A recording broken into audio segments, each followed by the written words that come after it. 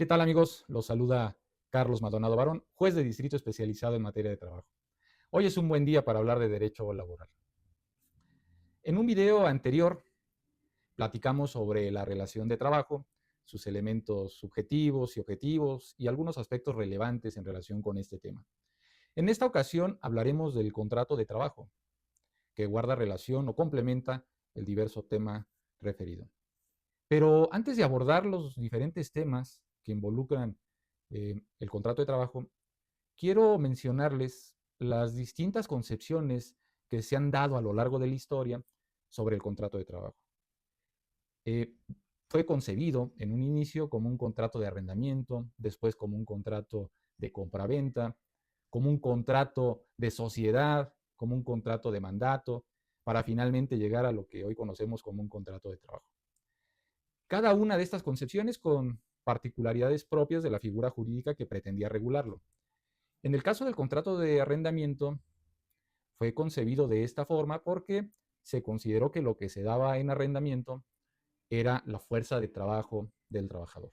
El patrón rentaba la fuerza del trabajo del trabajador para realizar las actividades que le encomendara. Con el tiempo fue criticada esta concepción porque la fuerza de trabajo no forma parte del patrimonio del trabajador, sino un aspecto inherente a su persona. Se dijo también, dicen, bueno, a ver, en un contrato de arrendamiento, cuando termina la vigencia del contrato, se devuelve la cosa al propietario. En el caso de la fuerza de trabajo, y particularmente de lo que pudiéramos identificar como una relación de trabajo, cuando se termina la relación, cuando se termina el contrato, ya no hay manera de que se regrese, de que en este caso el patrón regrese la fuerza del trabajo que empleó el trabajador para realizar cierta actividad. Entonces, pues a partir de ahí dijeron, bueno, no es lo adecuado que se conciba como un contrato de arrendamiento. Posteriormente, se concibe como un contrato de compraventa. Dicen, bueno, como contrato de compraventa de la fuerza de trabajo del trabajador. Y dicen, el contrato de compraventa es un contrato por virtud del cual una persona físico-moral denominada patrón contrata a otra persona física denominada trabajador para que preste su fuerza de trabajo para la realización de determinadas tareas. En adición a esto, Carneluti, para justificar esta forma de concebir el contrato de trabajo, bajo esta modalidad de contrato de compra-venta, dicen, es que hay que distinguir entre lo que es el hombre y su fuerza de trabajo. ¿Esto con qué finalidad? Con la finalidad de desvirtuar las críticas que se empezaron a hacer en cuanto a que la fuerza de trabajo formaba parte del hombre y el hombre, el trabajador, pues no se consideraba una cosa como para ser materia de un contrato de compra-venta. Entonces Carneluti, para pretender desvirtuar esta crítica y justificar esta concepción, dice, bueno, vamos a analizar el contrato de compraventa como si fuera un contrato de suministro de energía eléctrica, en donde habrá que distinguir entre el suministrador de energía y la electricidad equiparada a la fuerza de trabajo.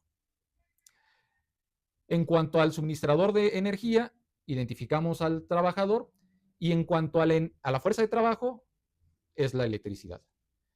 En los contratos de suministro de energía eléctrica, lo que es materia de compra, por decirlo de alguna forma, es la electricidad. En este caso, tratándose de esta concepción del contrato de trabajo como contrato de compra-venta, lo que sería objeto de la compra-venta es la fuerza de trabajo del trabajador. Y por esa razón, pues no se está involucrando al trabajador.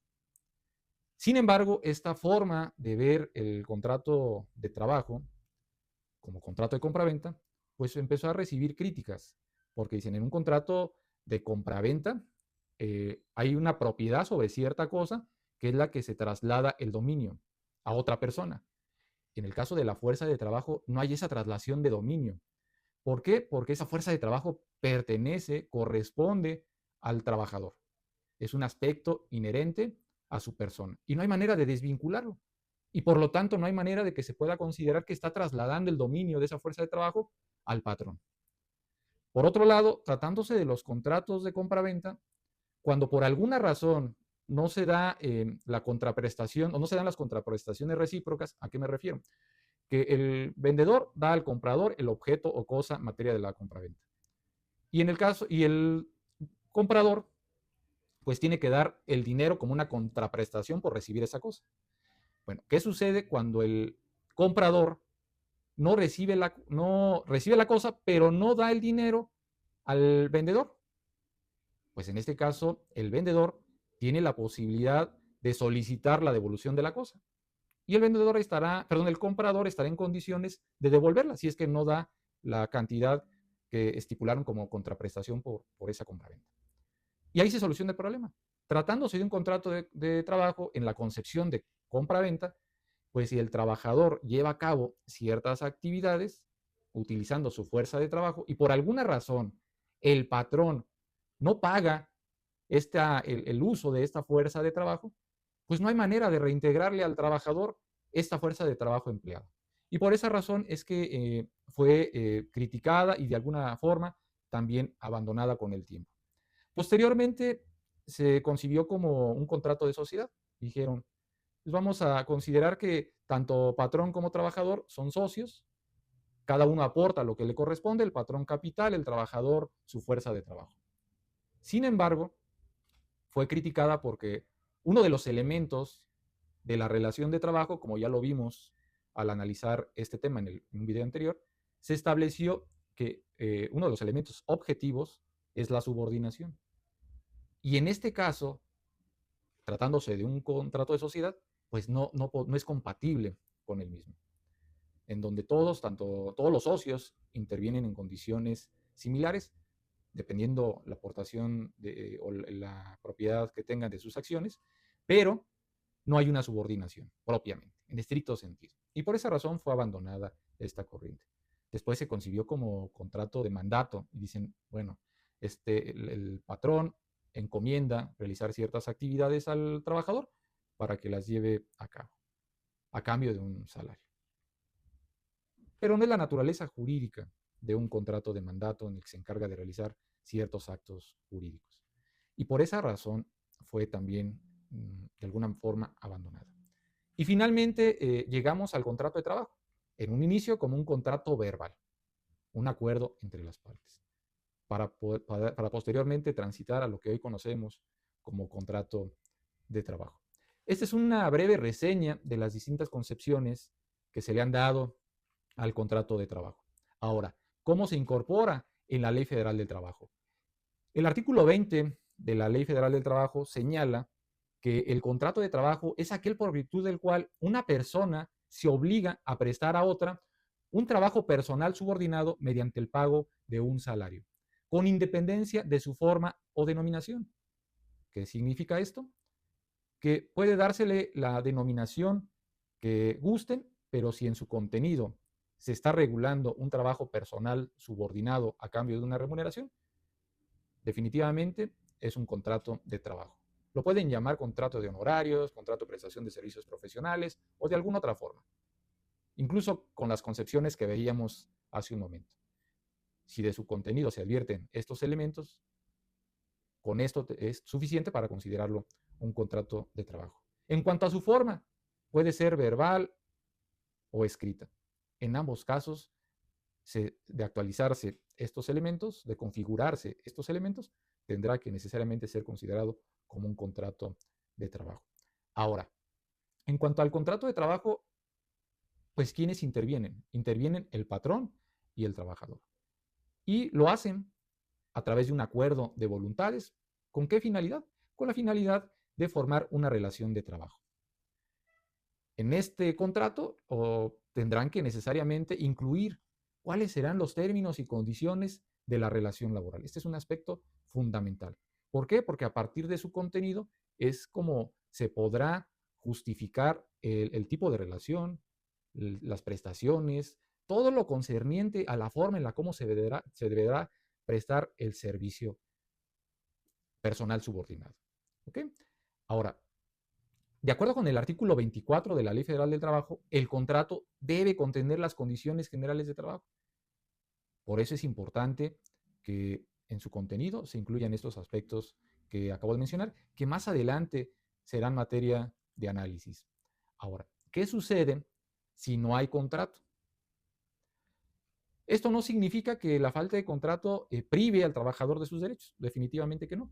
Puede ser que no exista un contrato, sin embargo, si se dan los elementos de la relación de trabajo, se presume la existencia del contrato y de la relación de trabajo. Esto es, cuando se presta un servicio personal subordinado a cambio de un salario, con independencia de si existe o no, o si no existe un contrato de trabajo, se presume su existencia, tanto del contrato como de la relación de trabajo. Ahora, y en ese escenario, si no hay contrato, el trabajador tendrá los derechos consignados en la Ley Federal del Trabajo a su favor. ¿Qué sucede si hay contrato, pero no se establecen todas las prestaciones legales a que tiene derecho el trabajador? Esto no impacta en su esfera jurídica porque de cualquier forma tiene derecho a las prestaciones que están previstas en la Ley Federal del Trabajo. Entonces, ante la ausencia de contrato o bien existiendo, si hay algún derecho que no esté consignado a favor del trabajador y que conforme a la Ley Federal del Trabajo debe percibir, se debe considerar como un derecho inherente al trabajador. En ambos casos, su ausencia, repito, no implica una renuncia de derechos por parte del trabajador. Como ustedes saben, el contrato de trabajo forma parte de la justicia social. No puede ser visto con las reglas del derecho privado, con aquel principio que nosotros conocemos que impera en la materia civil, que es el pacta sunt servanda, en donde las partes se obligan en los términos que quisieron o que plasmaron en el contrato relativo. No, en materia laboral se tiene que ver o atender a la clase menos favorecida o la clase que se encuentra en una situación de desigualdad frente al patrón. Me refiero a la persona trabajadora. Se deben proteger los derechos de la clase trabajadora. ¿Por qué? Porque se encuentra en una situación de desventaja frente a la patronal. Por esa razón, en caso de que exista o de que el contrato no considere algún derecho que tiene conforme a la Ley Federal de Trabajo la persona trabajadora, eso no implica para que se le desconozca. No hay manera de que no se incorpore o que no se le dé al trabajador. Es nula toda renuncia de derechos. Por eso es importante mencionar esto. Aun cuando no esté consignado en el contrato un derecho, se debe tener presente que la Ley Federal del Trabajo se los asigna, siempre y cuando sean prestaciones que estén previstas expresamente en la legislación laboral. Ahora, ¿cuáles son las características del contrato de trabajo?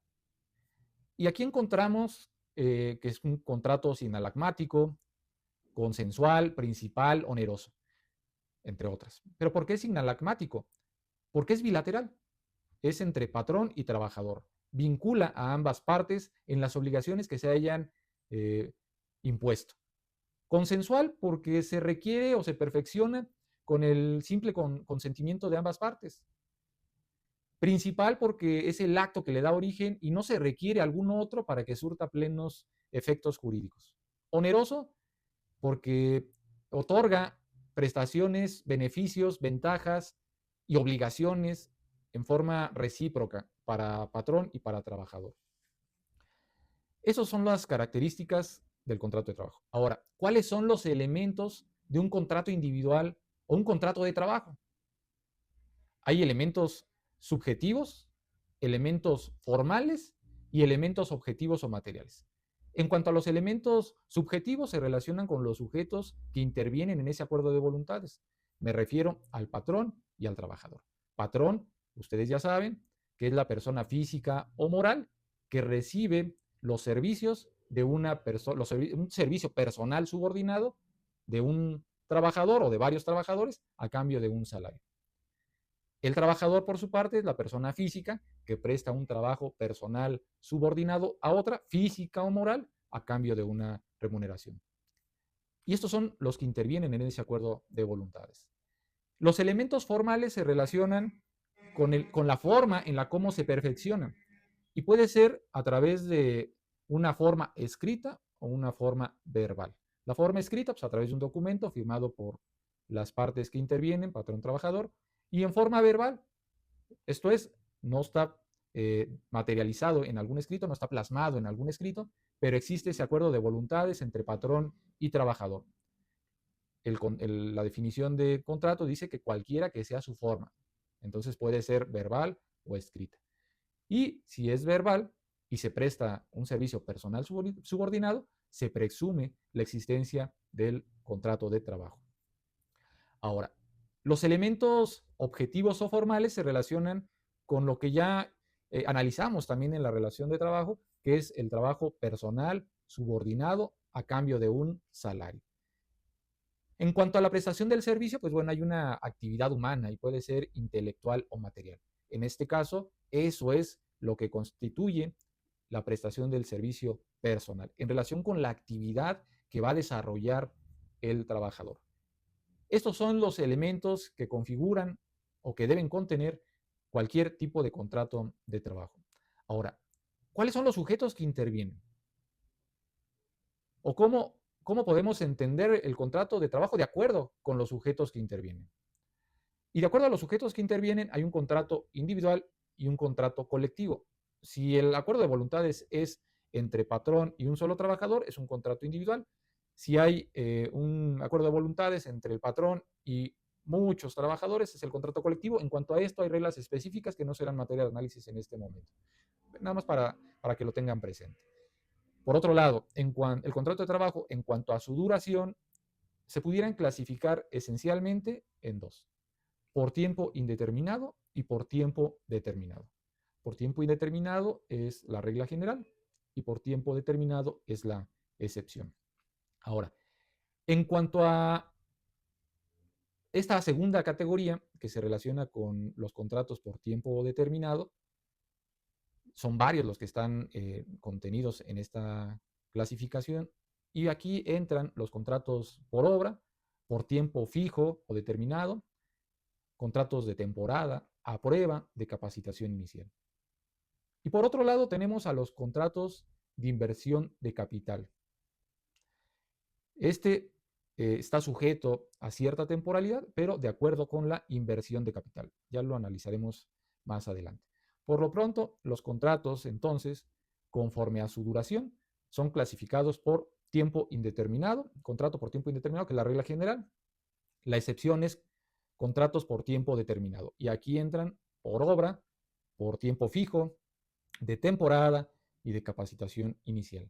Y una tercera clasificación, que es la inversión de capital determinado.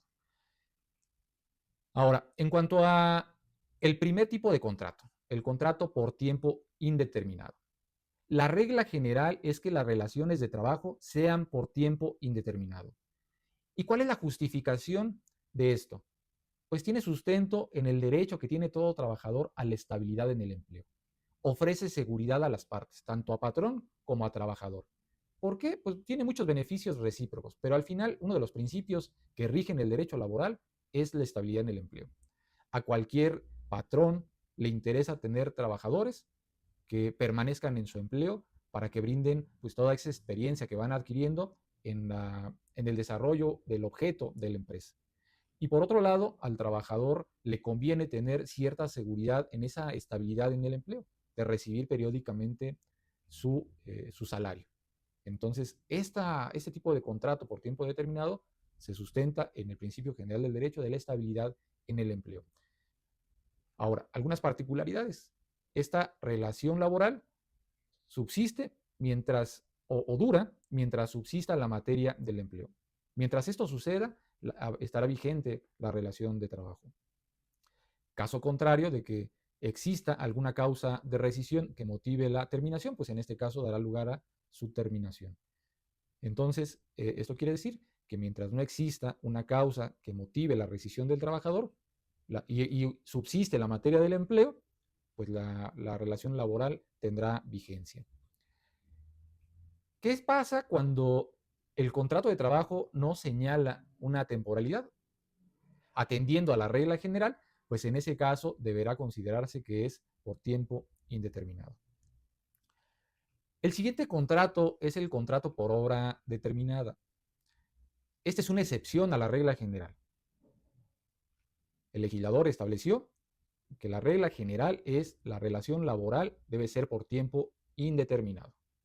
Excepcionalmente incorpora ciertos supuestos en los que se pueden establecer o celebrar contratos por tiempo determinado, siempre y cuando se justifiquen alguna de las razones que permitió el legislador para ello.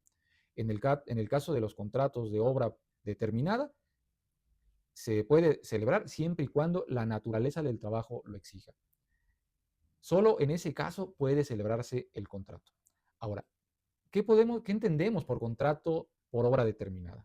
Es un contrato de tiempo determinado o temporal a través del cual una de las partes se compromete a cambio de una remuneración a realizar una obra determinada para la otra parte, en el que la duración de este contrato se encuentra ligada a la duración de la obra, sin contar una fecha de terminación definida.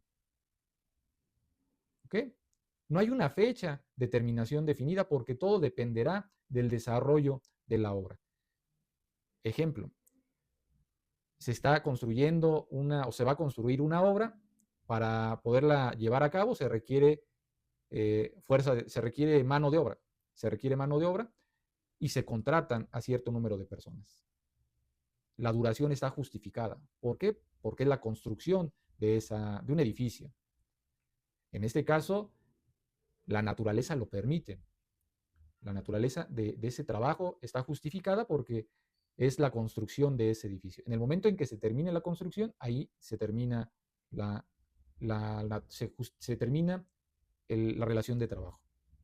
¿Okay? Entonces, esta duración de la obra estará sujeta o dará lugar a la vigencia de la relación laboral.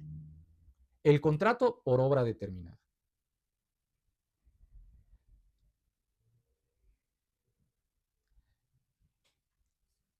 Aquí en este caso deberá especificarse con claridad en qué consiste la obra.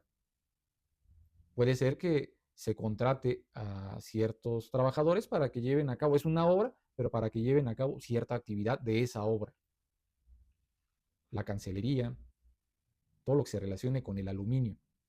Pues en ese caso tendrá que especificarse qué es la obra que se va a realizar en esa edificación. Y estará justificado. Estará justificado porque se le está encomendando únicamente realizar esa actividad dentro de la construcción. Por tal motivo, en este tipo de contrato por obra determinada, la relación de trabajo únicamente dura en lo que se termina la obra. No es posible, aunque se prevea cierto tiempo, si esto se posterga, pues bueno, en ese caso tendrá que ajustarse la duración al tiempo de la construcción de la obra.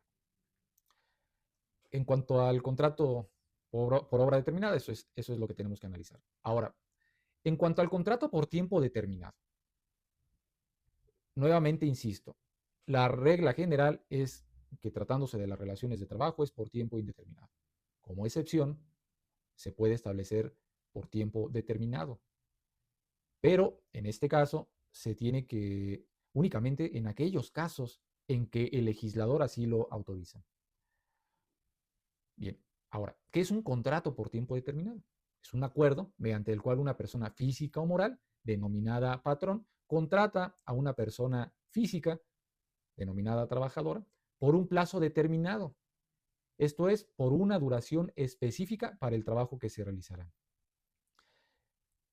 Este es el concepto de contrato por tiempo determinado, pero solo se puede celebrar en casos determinados. Y en ese sentido, el artículo 37 de la Ley Federal del Trabajo es el que los establece, el que señala en qué casos se podrá celebrar un contrato por tiempo determinado. Particularmente cuando así lo exija la naturaleza del servicio. O bien cuando se pretenda sustituir temporalmente a un trabajador.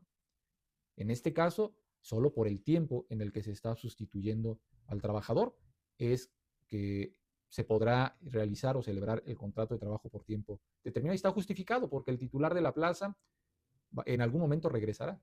Entonces, en cuanto regrese, el trabajador que está ocupando la plaza del titular tendrá que dejar ese cargo. Por esa razón está justificada la temporalidad, no se le pudiera otorgar un plazo mayor porque esa plaza que él está cubriendo pertenece a alguien más. Ahora, el tercer supuesto es cuando la ley así lo prevea expresamente. Y bueno, y en estos casos encontramos a los trabajadores a bordo de buques o embarcaciones, actores y músicos o deportistas profesionales. En estos casos también está justificada por la actividad que realizan. Y por esa razón es que siempre y cuando se dé estas condiciones, que esté justificada la naturaleza de la prestación del servicio, se puede llevar a cabo un contrato por tiempo determinado. En cuanto a este contrato por tiempo determinado, si no se cumplen estas reglas, esto es, si no está justificada la naturaleza del servicio que se va a prestar, la sustitución temporal o alguno de los casos que precisamente están previstos por la ley, si no está justificada, entonces se tendrá que considerar como un contrato por tiempo indeterminado. Ojo con esto. Si se celebra un contrato por tiempo determinado, pero no está justificada la naturaleza del servicio que se presta, tampoco se está sustituyendo personal a un trabajador en forma temporal y tampoco son de los casos que están previstos por el legislador. Si no están justificados esos tres supuestos, que son los únicos que prevé el legislador para que se consideren por tiempo determinado, en ese caso se tendrán que considerar por tiempo indeterminado. Habrá que analizar cada caso en particular para determinar si se justifica o no. Y si no se justifica, procede lo que les comento. En cuanto a esto mismo, es materia de análisis lo que es la prórroga del contrato, de contrato por tiempo determinado. Sin embargo, por su naturaleza y por los variados y diversos ejemplos que se pueden presentar, con la finalidad de no distraernos en este momento en relación con el tema que nos ocupa, que son los contratos, lo analizaremos en un video posterior. El otro contrato que analizaremos es el contrato de temporada. Este es un contrato de carácter temporal, a través del cual la empresa contrata a las personas trabajadoras cuando tienen un aumento de la producción o una demanda temporal de trabajo, como puede ocurrir en épocas de vacaciones o durante una campaña específica. Ustedes recordarán, para mencionar algún ejemplo, que en la época decembrina los centros comerciales están abarrotados. Hay mucha gente que acude a comprar los regalos de Navidad, de fin de año y muchas cosas de este tipo. Bueno, en esa época, pues los comercios requieren más trabajadores para brindar la atención adecuada. Pues justo en este tipo de situaciones se justifica un contrato de temporada. ¿Por qué? Porque se sabe que aumenta en este caso la producción, aumenta la necesidad de atender al público usuario, a los compradores, y por esa razón requieren más personal. Una vez que se termina la temporada, pues todas estas condiciones vuelven a la normalidad y ya no es necesario tener tantos trabajadores en la plantilla. Y por esa razón, durante este tiempo se autorizan, o el legislador autoriza a los patrones para contratar de esta forma. O bien, ustedes recordarán que en los trabajos del campo, cuando se da cierta temporada para ciertos frutos, pues en ese caso se contrata a las personas para que lleven a cabo esa actividad durante ese tiempo. No hay ciertos frutos que no se dan durante todo el año, solo en ciertas temporadas. Y por esa razón es que se contrata en esas fechas a un número mayor de trabajadores para que atiendan la cosecha y todo lo necesario con estos temas. Bueno, en este caso el legislador autorizó este tipo de contrato para esos casos en específico, en donde está justificada de alguna forma la temporalidad. Ahora, eso no implica que no cuenten con los mismos derechos de los trabajadores por tiempo determinado, solo que en forma proporcional al tiempo de trabajo en cada periodo. Estos son los contratos por temporada. Ahora, el siguiente contrato es el de inversión de capital determinado. Este contrato está previsto en el artículo 38 de la Ley Federal del Trabajo y señala que las relaciones de trabajo para la explotación de minas que carezcan de minerales costeables o para la restauración de minas abandonadas o paralizadas pueden ser por tiempo u obra determinado o para la inversión de capital determinado. ¿Qué quiere decir esto? Que este tipo de contratos tienen lugar en los casos en que una persona física o moral decide invertir parte de su dinero en proyectos de minas, explotación de hidrocarburos o en la producción de mercancías poco explotadas, con el riesgo de que pueda perder el capital invertido. Un ejemplo, hay una mina, hay riesgo de que no sea costeable, pero el empresario, el patrón dice, bueno, voy a invertir cierto capital para la explotación de esta mina. Si da ganancias, qué bueno, pero si resultan en pérdidas, pues lo único que tendré que hacer es esperar a que se concluya o que se agote el capital de inversión. Bueno, durante este tiempo, pues desde luego que se requieren trabajadores. Esos trabajadores estarán sujetos a la duración del capital invertido. ¿Qué quiere decir esto?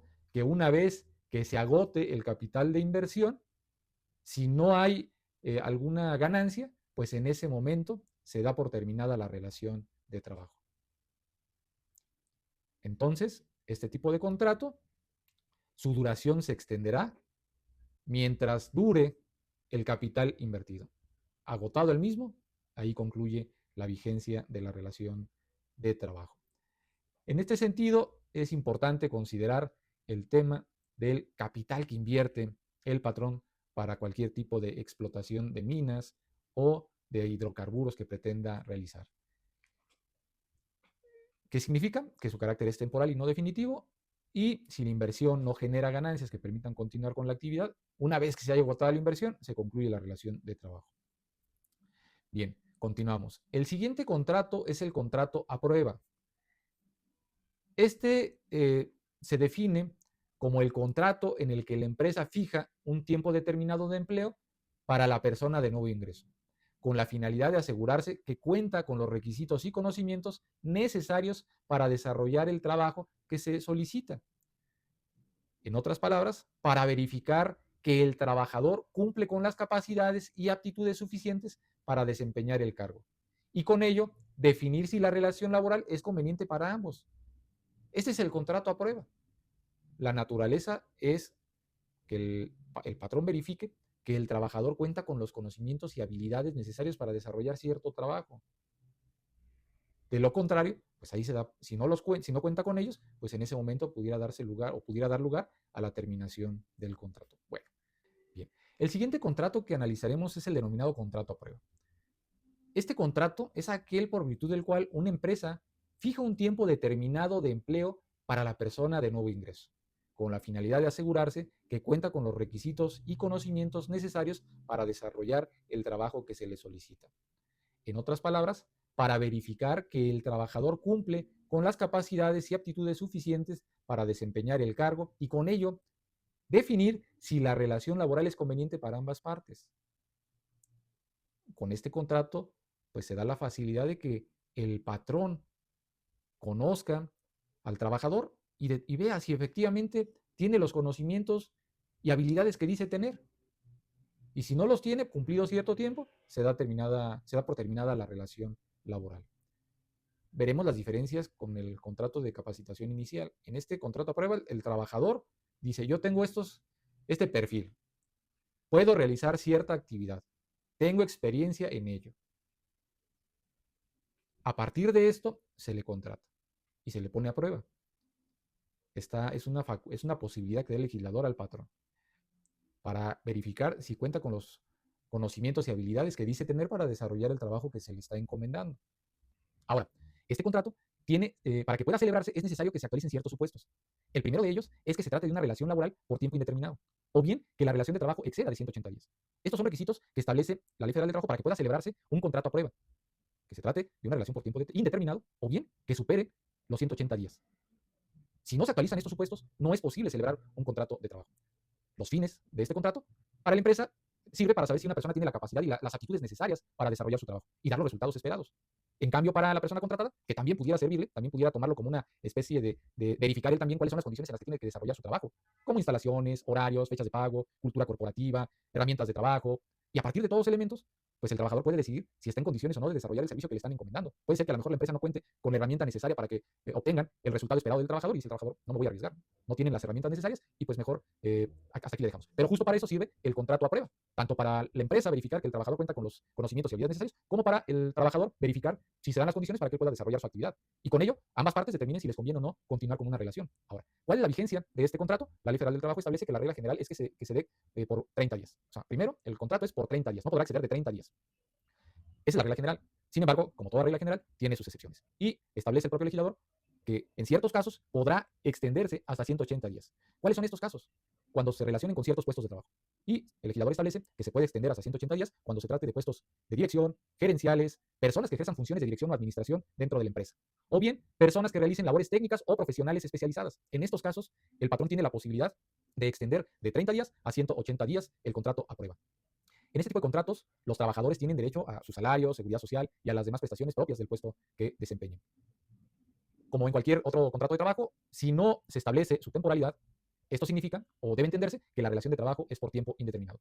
Es muy importante, en este caso para los patrones, que si celebran un contrato a prueba, señalen la temporalidad. Porque si no la señalen, aunque lo denominen como contrato a prueba, si no tiene una vigencia determinada, ni tampoco la que prevé el legislador, se considera por tiempo indeterminado. Ahora, en cuanto a la conclusión de la vigencia del contrato a prueba, la Ley Federal del Trabajo establece que de no acreditarse la cualificación para el puesto, previa opinión de la Comisión Mixta de Productividad, Capacitación y Adiestramiento, podrá darse por terminada la relación sin responsabilidad para el patrón. ¿Qué quiere decir esto? Que si cumplido el plazo otorgado o la vigencia del contrato a prueba, pensemos de 30 días, el trabajador no cumple con las cualidades para desempeñar el cargo, esto es, los conocimientos y habilidades que le permitan desarrollarlo adecuadamente, previa opinión de esta Comisión Mixta de Productividad, Capacitación y Adiestramiento, se puede dar por terminada la relación del trabajo sin responsabilidad para el patrón. Pongan mucha atención en esto. ¿Qué pasa si llegado el término de la vigencia, la comisión determina que no cumple con estos conocimientos y habilidades? ¿Qué puede decir el trabajador al respecto? Puede darse el caso de que el trabajador diga, yo sí cumplo con el perfil, cumplo con los conocimientos, cumplo con las habilidades. Y en ese caso, pues es injustificado esta terminación de la relación laboral. ¿Por qué? Porque esa opinión de la comisión mixta, pues es injustificada. No está sustentada. Bueno, ¿qué es lo que se tiene que hacer para esto? Pues se tiene que contar con los elementos objetivos necesarios que permitan justificar que no cumple con esas cualidades, con los conocimientos y habilidades para desarrollar el trabajo. Pues de esto sería lo que daría sustento a dar por terminada la relación sin responsabilidad para el patrón. Entonces no basta que concluya el mes de vigencia para sostener que en este momento ya el patrón puede dar por terminada la relación laboral. ¿Por qué? Porque esto lo puede hacer conforme a la legislación laboral, siempre y cuando haya una opinión de la comisión mixta en donde establezca que no se acreditó la cualificación. Habla de un acreditamiento, de no acreditarse la cualificación para el puesto. En este caso, ¿qué tenemos que entender por esto? Que se tiene que acreditar. Por eso hago mención de que la patronal debe tomar cuidado en esto. Si por alguna razón, terminada la vigencia, el trabajador no cumple con esas habilidades o conocimientos esperados para el desarrollo del trabajo que se le está encomendando, pues en este caso debe sustentarlo, debe tener el soporte necesario para justificar esta situación, porque de lo contrario, el trabajador estaría en condiciones de decir, yo sí cumplí, desarrollé mi trabajo adecuadamente, y pues por esa razón, la terminación de la relación laboral es injustificada. Mucha atención con este tema. Bien, el siguiente contrato es el contrato de capacitación inicial. La Ley Federal del Trabajo lo regula en el artículo 39b y señala que se entiende por relación de trabajo para capacitación inicial aquella por virtud de la cual un trabajador se obliga a prestar sus servicios subordinados bajo la dirección y mando del patrón, con el fin de que adquiera los conocimientos o habilidades necesarios para la actividad para la que vaya a ser contratado. En el contrato a prueba que analizamos previamente, ahí el trabajador, al momento en que es contratado, se supone que cuenta con los conocimientos o habilidades para desarrollar el trabajo. Y la vigencia del contrato sirve al patrón para verificar que efectivamente cuente con esos conocimientos o habilidades. En el caso del contrato de capacitación inicial, el trabajador no cuenta con conocimientos y habilidades. Se le da la oportunidad para que el trabajador, durante la vigencia de este contrato, adquiera los conocimientos o habilidades necesarios para la actividad que se le está encomendando. Hay beneficios recíprocos, tanto para el trabajador como para patrón. ¿Por qué? Porque una vez que el trabajador adquiere esas habilidades, pues los va a desempeñar a favor de la empresa. Algo muy importante, la parte patronal requiere de gente que le ayude a solventar sus necesidades. Y si solventa sus necesidades y cumple con sus obligaciones, pues no le conviene estar cambiando, estar rotando al personal. En teoría sí tendría que suceder. Pero bueno, en cuanto al contrato de capacitación inicial, debe ser claro e indicar todos los detalles pertinentes al puesto del que se trate, así como las funciones específicas que debe cumplir el personal y las obligaciones que debe realizar. ¿Por qué? Porque de esta manera es como se sabrá si está aprendiendo o no, si está adquiriendo o no esas habilidades y conocimientos para desarrollar la actividad que se le encomienda. Precisando cuáles son las actividades que va a desarrollar, las funciones en específico y las obligaciones a cumplir, es como se puede hacer un análisis de este tema. Si no se precisan, pues bueno, difícilmente al final de la vigencia se podrá determinar. Ahora, ¿cuáles son los requisitos que se deben satisfacer para que pueda celebrarse? Cuando analizamos el contrato a prueba, señalamos que son dos requisitos los que se deben satisfacer, o dos supuestos en los que se puede celebrar el contrato a prueba. Que la relación laboral sea de tiempo indeterminado, o bien que esa relación dure más de 180 días. Bueno, en el caso del contrato de capacitación inicial, estos supuestos no están previstos, lo que significa que no es necesario que la relación laboral dure más de 180 días, o bien que se trate de una relación laboral por tiempo indeterminado. Se puede dar o se puede celebrar un contrato de capacitación inicial, aun cuando la relación laboral sea menor a los 180 días. Las finalidades de este contrato pues, son que el trabajador reciba la capacitación correspondiente para realizar el trabajo de la mejor manera, de forma eficiente, en beneficio de la empresa. Y la segunda es que la empresa pueda adecuar dicha capacitación a los requisitos del puesto. Se capacita al trabajador de acuerdo al puesto que necesita cubrir el patrón, con la finalidad de que lo desarrolle adecuadamente y pues ambos se vean beneficiados. El trabajador recibiendo la oportunidad para prestar el servicio encomendado y la empresa pues recibiendo justo ese servicio de manera adecuada, de acuerdo con la capacitación que está dándole al trabajador. Bajo este esquema de trabajo, la empresa se encarga de brindar todas las herramientas y los conocimientos necesarios al empleado. y será la gerencia directa quien determine si lo está realizando de manera satisfactoria. Y en todo caso, si se encuentra en condiciones de comenzar un nuevo contrato. La capacitación inicial da lugar a que el trabajador aprenda, adquiere esos conocimientos y habilidades. La gerencia por parte de la empresa tendrá que analizar si fue satisfactorio o no su desempeño. Y si fue satisfactorio, en ese caso, pues podrá dar o tendrá, si lo hizo satisfactoriamente, se podrá celebrar un contrato nuevo. Pero ya bajo otra modalidad. Ya no puede ser bajo la modalidad de un contrato de capacitación inicial. Ya explicaremos un poquito más esto en cuanto a ciertas restricciones o impedimentos que tiene el patrón para contratar nuevamente bajo esta modalidad. ¿Cuál es la vigencia de una relación, de un contrato de capacitación inicial? La duración máxima es de 3 meses. A diferencia del contrato a prueba, que son 30 días, en este contrato de capacitación inicial, la duración máxima es de 3 meses, como regla general. Y se puede extender hasta 6 meses solo en ciertos casos. Me refiero particularmente a puestos de dirección, gerenciales, o también de personas que ejerzan funciones de dirección o administración. Por otro lado, aquellos que realicen o que tengan conocimientos profesionales especializados. En el contrato a prueba también se incluían en este tipo de supuestos, de aquellos que pueden postergarse hasta 6 meses, los que realicen labores técnicas. Tratándose de capacitación inicial, este supuesto no está previsto, únicamente se refiere a las personas que tengan conocimientos profesionales especializados. Ahora, al igual que también los del contrato a prueba, pues gozarán de su salario, de los beneficios de seguridad social y las prestaciones inherentes al cargo desempeñado.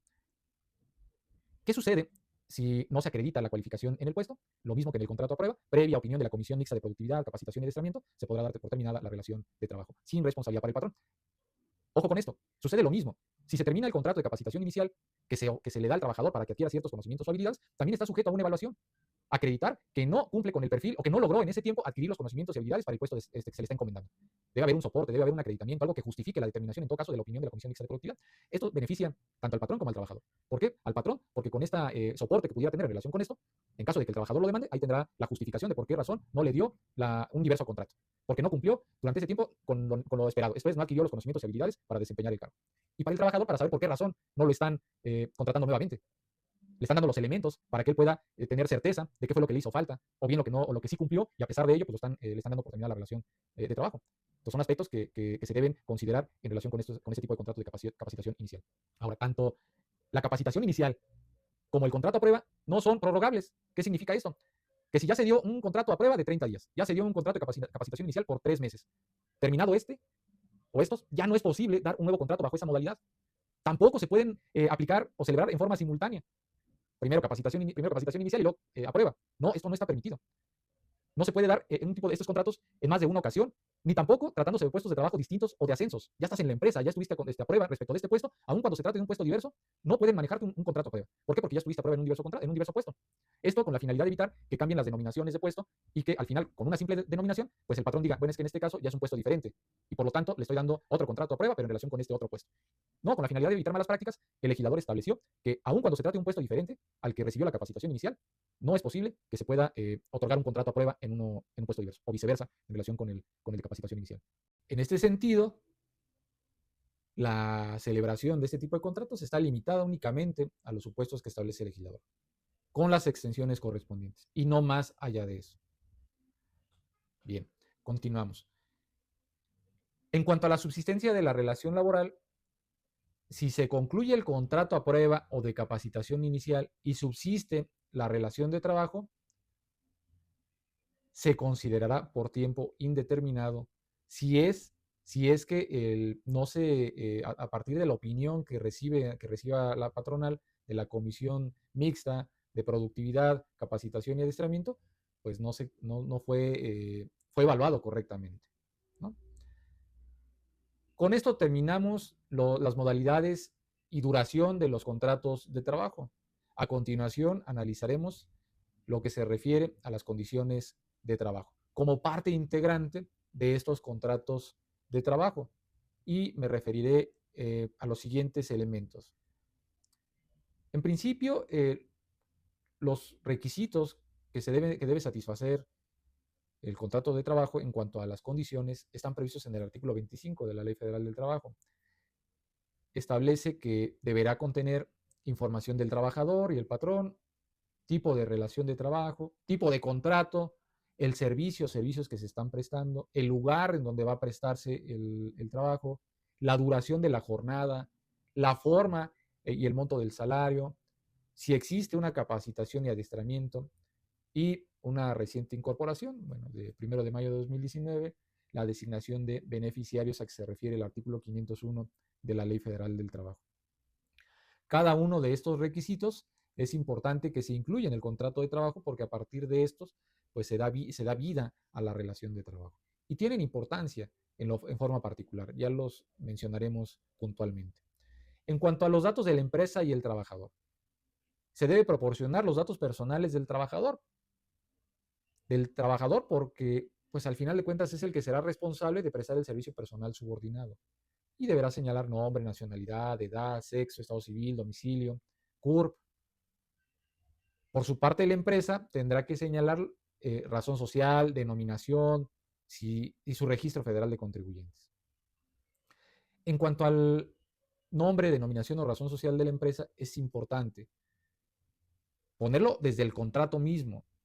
Puede ser que al momento de celebrar únicamente pongan pues la forma en cómo se identifica la empresa y que no propiamente se incorpore lo que sería el nombre, la denominación o razón social. En este caso, eh, es necesario, ¿por qué? Porque en caso de que existiera alguna controversia entre trabajador y patrón, pues el trabajador necesita saber a quién va a demandar.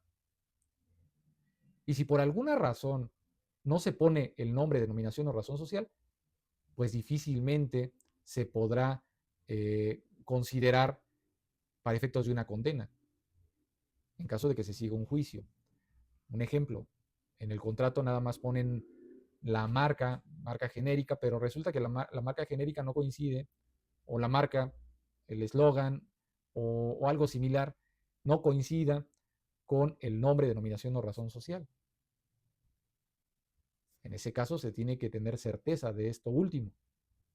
Algunas empresas ponen en la marca lo que los identifica para los consumidores y otra muy distinta, el nombre, denominación o razón social que aparece en su acta constitutiva. Por eso es importante que se ponga el nombre del patrón, denominación o razón social que aparezca en su acta constitutiva. ¿Por qué? Porque en caso de que exista alguna controversia, ahí con base en estos datos se le puede demandar. Si no se cuenta con este dato, se puede demandar, pero en el juicio se tendrá que llevar a cabo la investigación correspondiente. Y para eso se tendrá que sujetar o ajustar a lo que dice el artículo 712 de la Ley Federal del Trabajo, en cuanto a señalar la dirección de la empresa y la actividad que desarrolla. Y con estos elementos, buscar a través de las distintas instituciones quién es el responsable de esa fuente de trabajo, para poder identificarla y eventualmente tener a alguien a quien demandar. Recuerden que solo son sujetos de derechos las personas físicas o morales perfectamente identificables. Por esa razón es que es importante este requisito. Lo que nos lleva justamente a sostener que estos elementos, tanto los elementos o datos personales del trabajador como del patrón, deben corroborarse con copias o documentos, identificaciones oficiales, acta constitutiva de la empresa, copia del CURP, comprobantes de domicilio, credencial de lector del trabajador, porque a partir de esto pues se tiene cierta certeza del carácter con el que interviene, de los datos de identificación de patrón y de trabajador. Y con ello contar con los elementos necesarios para en caso de que exista alguna controversia al respecto. Se debe precisar dentro de estas condiciones de trabajo el tipo de relación laboral. Y a esto pues tendremos que hacer alusión a los periodos de contratación. Ya mencionamos las modalidades de los contratos de acuerdo a la duración, que puede ser por tiempo indeterminado, por obra o tiempo fijo, de temporada, a prueba, de capacitación inicial. Se debe especificar claramente cuál es la duración del contrato a partir de la modalidad de la contratación, porque si no se precisa, se entiende que es por tiempo indeterminado. Entonces, en el contrato se debe señalar si es que requieren una temporalidad necesaria. Y claro, que esté justificada, como lo hemos mencionado, en términos del artículo 37 de la Ley Federal del Trabajo. También se deben precisar los servicios que van a prestarse. ¿Cuál es el puesto que se va a desempeñar? ¿Cuál es el puesto que es materia del empleo? Se debe describir en detalle las funciones del puesto y las tareas que va a realizar el trabajador. ¿Con qué finalidad? Con la finalidad de que quede claro la actividad que va a desarrollar, las obligaciones que puede tener en relación con la misma. Y sobre todo, para el caso de que exista alguna controversia, pues se tenga certeza de qué es en dónde se va a reinstalar al trabajador. Acuérdense que en casos de reinstalación se reinstala en los términos y condiciones en los que disfrutaba antes del despido.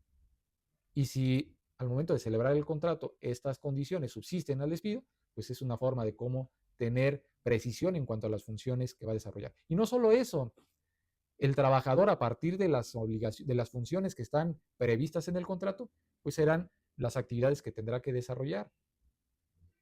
Estará obligado necesariamente a esas actividades que le han sido expresamente encomendadas.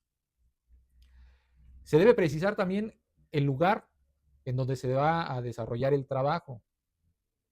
¿Con qué finalidad? Con la finalidad de que el trabajador sepa en dónde tendrá que llevar a cabo el desarrollo de sus funciones.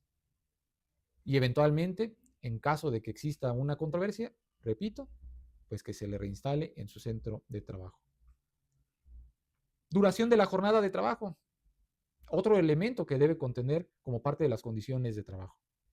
Hay que precisar o se debe precisar cuál es la jornada que tendrá el trabajador, ya sea diurna, nocturna o mixta. Recordemos que la jornada diurna es de las 6 de la mañana a las 8 de la noche, la jornada nocturna es de las 8 de la noche a las 6 de la mañana y la jornada mixta es aquella que comprende horarios tanto de la jornada diurna como de la jornada nocturna, siempre y cuando no excedan de 3 horas y media de la jornada mixta, perdón, de la jornada nocturna. Esto es, si tiene 3 horas y media de la jornada nocturna, ya no será jornada mixta, sino será jornada nocturna. A partir de las 3 horas y media en adelante de jornada nocturna, se tendrá que considerar como jornada nocturna y no mixta. En otras palabras, para que sea mixta, debe ser jornada diurna, horarios de jornada diurna y jornada nocturna, pero que sean que el periodo nocturno sea menor a 3 horas y media. ¿Por qué? Porque si es de 3 horas y media o más de horario nocturno, ya se considera jornada nocturna. Por eso es importante precisar la duración de la jornada de trabajo. Ahora, por un lado, ¿cuántas horas estará de jornada ordinaria? Y a partir de ahí, el trabajador estará en condiciones de establecer cuál es su jornada extraordinaria. Es importante que se precise la jornada. Y esto beneficia tanto al trabajador como a la patronal.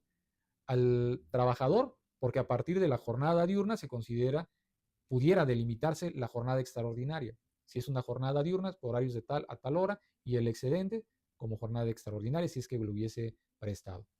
Y para el patrón, pues tiene certeza de que se estableció en el contrato cuál era la jornada diurna que tiene. En muchas ocasiones, ya en un juicio, es estable que se ponga en duda el horario que se está manejando. Y la única forma de acreditarlo, al margen del contrato, pudieran ser las listas de existencia, pero es un marco de referencia que pudiera tener ya el trabajador en cuanto al cumplimiento de sus obligaciones.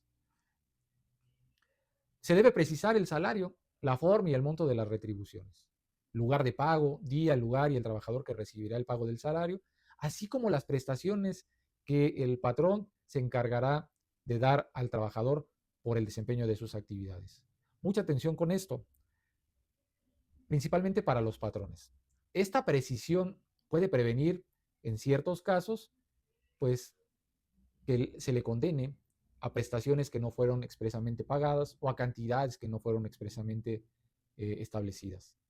El contrato de trabajo puede ayudar a la patronal a tener claridad en cuanto a qué es lo que va a entregar al trabajador con motivo de la prestación de sus servicios y en su caso llevarlo a juicio, ¿sí? Exhibirlo durante una controversia. Y para el trabajador, pues desde luego que todas estas condiciones pues le dan certeza de la forma, términos y condiciones en el que tendrá que desarrollar su actividad. ¿Y cuáles son las prestaciones que deberá percibir por su desempeño? ¿Cuáles son? Ya vimos cuáles son las condiciones que debe contener el contrato de trabajo. Sin embargo, la propia ley federal del trabajo establece que hay condiciones nulas. Condiciones que por más que estén incorporadas en un contrato de trabajo, serán consideradas nulas. Y son varios supuestos. Serán consideradas nulas las relaciones de trabajo cuando estipulen una jornada inhumana por excesiva. Esto amerita un estudio más profundo, el determinar si con el hecho de que se paguen las jornadas ordinarias y extraordinarias al trabajador se puede considerar inhumano o no. Habrá que tender a la naturaleza del trabajo, al desgaste físico que pudiera tener el trabajador. Es un tema complejo que me gustaría tratar más adelante. También se considera nulo una condición que fije un salario que no sea remunerador, que se consigne un salario inferior al mínimo. También será nulo aquella condición que estipule un plazo mayor de una semana para la percepción del jornal, del salario, que no sea, que no se le pague conforme lo establece la Ley Federal del Trabajo. También cuando se obligue al trabajador a adquirir artículos de tiendas de consumo, esta condición tendrá que ser o es declarada o es nula de pleno derecho. Cuando se permite retener el salario por concepto de multa, que el patrón determine que el trabajador cometió en alguna falta al reglamento interior de trabajo, que diga le voy a imponer una multa, pues en ese caso este tipo de condiciones está prohibida. ¿Por qué digo prohibida? Porque es considerada nula en un contrato de trabajo. Cuando establezcan renuncia a indemnizaciones por riesgos de trabajo, esta condición va en contra de lo que prevé el artículo 33 de la Ley Federal del Trabajo en cuanto a que son irrenunciables los derechos y por eso se considera una condición nula. Estos son los términos y condiciones que debe contener un contrato de trabajo. Con ello se brinda seguridad y certeza jurídica a las partes, de saber cuáles son los términos en los que se va a regir la relación laboral. Sin embargo, no todas las consideraciones pueden considerarse válidas. Hay algunas que el legislador estableció que deben ser consideradas nulas. Entre otras las siguientes: cuando estipulen una jornada inhumana por excesiva. Este es todo un tema, porque se puede pensar que pagando al trabajador una jornada extraordinaria, ya sea al doble o al triple, ya no es una jornada inhumana por excesiva. Habrá que analizar si el desgaste físico no lo hace o no la califica de esta manera. Sin embargo, esto es materia, podríamos dejarlo para otro momento. Cuando se fije un salario que no sea remunerador, que se establezca que el trabajador recibirá un salario menor al mínimo. O bien que se estipule un plazo mayor de una semana para la percepción del jornal. Así lo establece la Ley Federal del Trabajo. También se puede calificar como nula una condición que entrañe la obligación de adquirir artículos de consumo de la empresa. ¿Por qué? Porque el salario está destinado para cubrir las necesidades básicas del trabajador y de su familia. Si se le obliga a consumir artículos de la empresa, pues en ese caso ya no está cumpliendo con esa función del salario. También es considerada nula aquella condición que permita retener el salario por concepto de multa. El patrón no puede retener el salario asumiendo que existe una multa a cargo del trabajador. Esto es una condición nula. También puede considerarse nula aquellas condiciones que establezcan la renuncia a las indemnizaciones por riesgo de trabajo. Se inserta en el contrato individual de trabajo que el trabajador renuncia a las indemnizaciones previstas en la legislación laboral en caso de algún riesgo de trabajo. Esto va en contra del artículo 33 de la legislación laboral, que prohíbe o que establece que no es dable la renuncia de derechos. Y finalmente, cualquier otro acto que implique la renuncia de algún derecho. Cualquier estipulación en este sentido, inserta en el contrato individual de trabajo, se considera nula. Bien, con esto concluimos el tema del contrato de trabajo. Quedaría pendiente analizar lo relativo a la prórroga de contrato como una forma de ampliar la vigencia del contrato. Ya decíamos que en aquellos contratos por tiempo determinado, cuando no se dan las condiciones o no se actualizan los supuestos que estableció el legislador para fijar la temporalidad, por no cubrir o no actualizarse o no ubicarse en los supuestos del artículo 37 de la Ley Federal de Trabajo, pudiera dar lugar a una prórroga del contrato. Este tema lo vamos a dejar, como ya lo anticipé, para un video posterior, por lo complejo del tema y los diferentes y variados ejemplos que se pueden analizar en ese sentido.